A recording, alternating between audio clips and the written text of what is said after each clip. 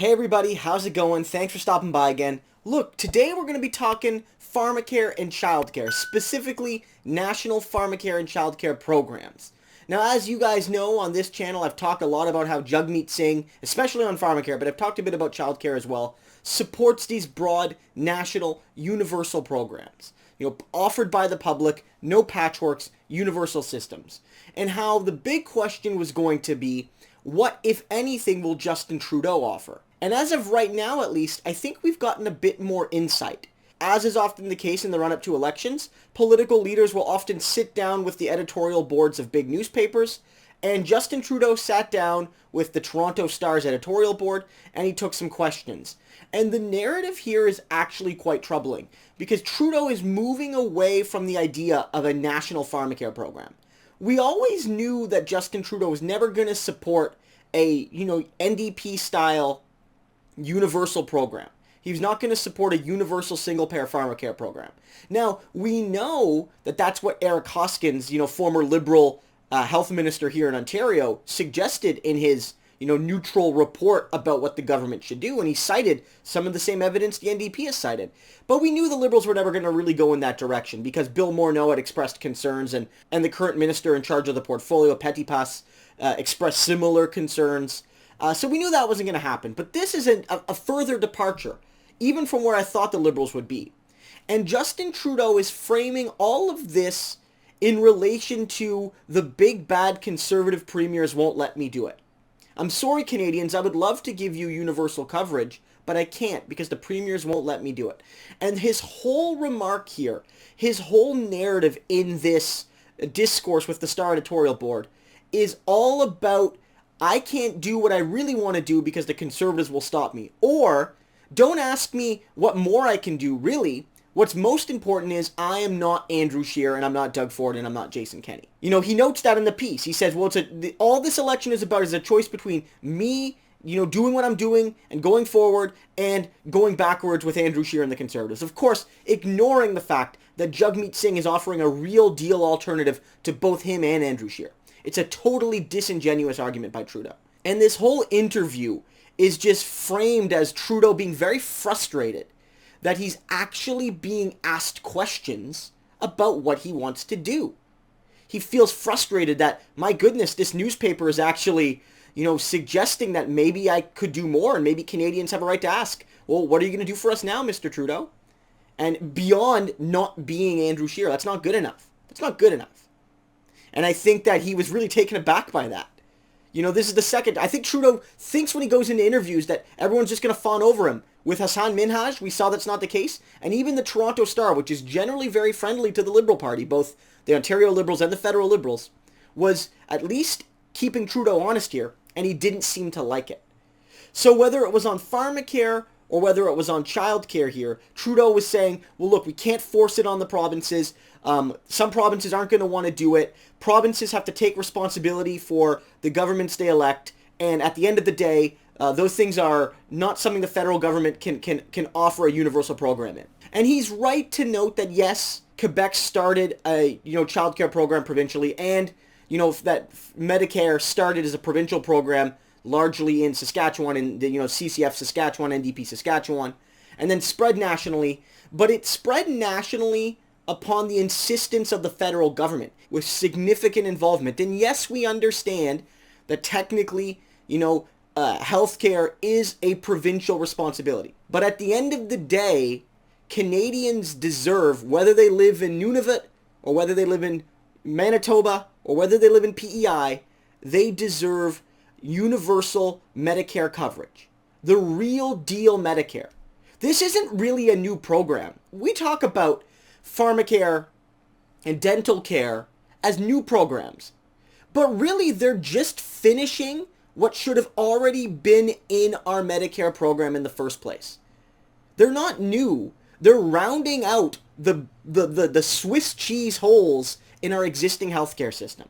And so Justin Trudeau is being very disingenuous to suggest that the federal government that takes such a major role in funding the current Medicare model and ensuring access to all provinces through the, the Health Act, can't therefore just, work to add pharmacare and dental care to those plans. And Trudeau here is, I think, doing this for a few reasons.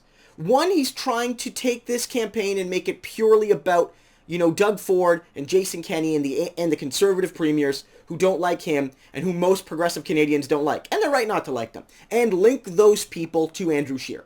I don't think that's an unfair linkage, but what Trudeau's trying to do is hide his own inadequacies, his own limitations, his own inherent right-of-center politics by comparing himself to people who are worse than him.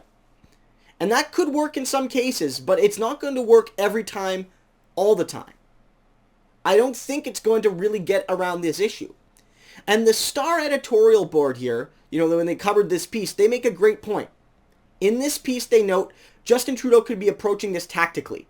He could, for instance, be making a promise for some sort of pharmacare during the election, not likely as ambitious as the NDP's, knowing the provinces will reject it, or even some provinces will reject it, and then after the election, should he win, he'll say, well, I tried, but no pharmacare for anybody. And so it's just like electoral reform, he's going to make a promise he has no intention of keeping, and he's going to blame other people for his broken promise. Now, of course, that's speculation by the board, but it's not an unreasonable leap of speculation. Justin Trudeau is failing to be the real change, visionary leader he wants to be seen as across Canada and the world. Justin Trudeau is like, well, I can't do anything. We can't have a national childcare program. We can't have a national pharmacare program. We can't have a national dental care program. A couple of provinces don't seem to want it right now. Absurd. An absurd argument, a cowardly argument, a short-sighted argument.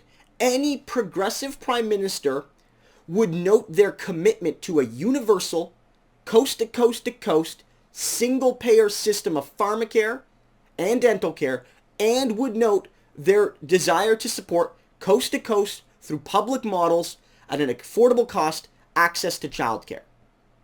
Now, Justin Trudeau noted his childcare benefit has played a big role, and it has. It's helped people. I don't want to deny that. But it's not an either-or. How about this? We give people a childcare benefit, and we make daycare affordable. Why not both? If Justin Trudeau's childcare benefit has done great things at reducing child poverty, why not introduce affordable childcare, which would probably help that statistic further, in addition to allowing more people, largely women, to participate in the formal wage economy and, raise societal productivity. We can have it both ways. We can have the childcare benefit and free coast-to-coast-to-coast universal childcare. We're a rich society. And the fact that we don't have it, and the fact that Trudeau is not fighting for it, has nothing to do with fiscal realities, and has nothing to do with the constitutional quagmires. It's because Trudeau doesn't think it's a priority, and he doesn't want to make it look like he doesn't think it's a priority. So he's going to blame Doug Ford, and he's going to blame Jason Kenney, and he's going to blame Andrew Scheer. But really, he should be blaming himself. This is a leader who had a majority government and could have done fantastic things for Canadians.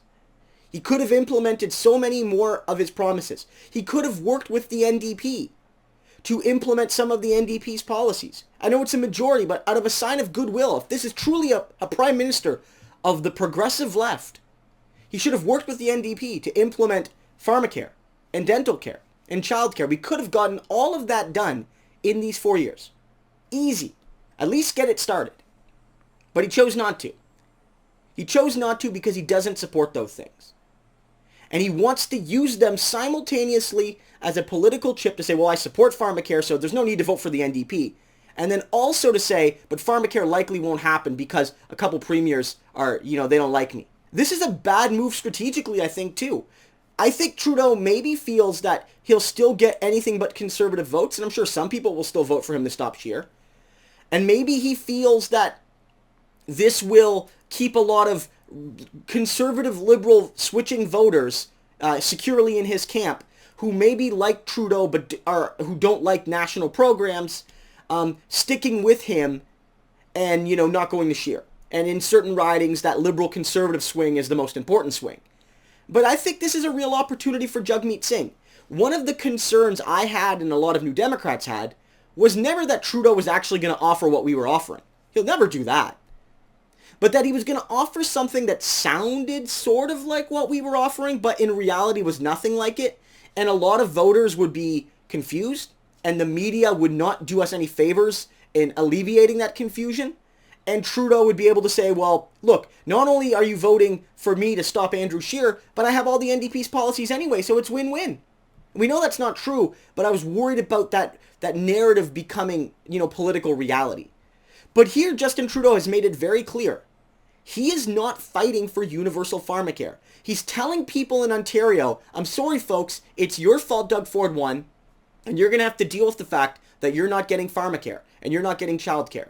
When Justin Trudeau knows darn well that the broken system that gave him unrepresentative power federally is the same one that gave Doug Ford unrepresentative power provincially. And that between the NDP and the Liberals and the Greens, there was broad support for some sort of pharmacare and childcare plan in Ontario. The vast majority of voters in Ontario support some of those programs. Now, of course, the Liberals, Greens, and NDP, they differed on the specific implementations of those programs, but they all broadly supported something. So it's disingenuous for Justin Trudeau to blame Ontarians for a broken electoral system that gives all of the power to a party that got 39, 40, 41% of the vote. Canadians have a choice in this election, and it's not between the center-right Trudeau and the right-wing Scheer. It's between the political status quo of, by, and for the political elite that the Conservatives and Liberals offer, and bold transformative policy by Jagmeet Singh and the NDP.